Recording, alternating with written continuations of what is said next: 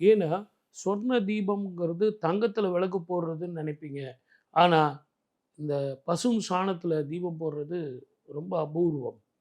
நான் கூட வெளிநாட்டுக்கோ, வெளி ஊருக்கோ இருக்கிறவங்களுக்கு எப்படி சார் பண்ணலான்னா, அங்கேயே உங்களுக்கு கிடைச்சதுன்னா போடுங்க. அத கூட அந்த பசும் சாணத்த எடுத்து வெளிய போட்டுறாதீங்க. நல்லா தட்டி காய வச்சு பஸ்மமாக்கி, பச்சை கற்பூரம் போட்டு டெய்லி நெத்தியில வச்சுங்க. எதிரிகளை அடங்குவார்கள்.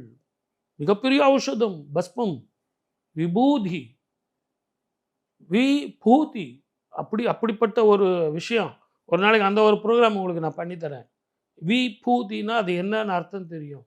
அப்படி வெளிநாட்ல, வெளி மாநிலத்தில, வெளியூர்ல இருக்கிறவங்க அத்தனை பேரும் அத நெற்றியில வச்சுக்கிட்டீங்க அப்படின்னீங்கனாலே, இது நாள் வரைக்கும் கிடைக்க உற்சாகமும், மிகப்பெரிய வாழ்க்கையினுடைய மறுமலர்ச்சியும் உச்சம் பெற்ற குருவினால் வந்து சேரும். வாழ்க வளமுடன். All the best.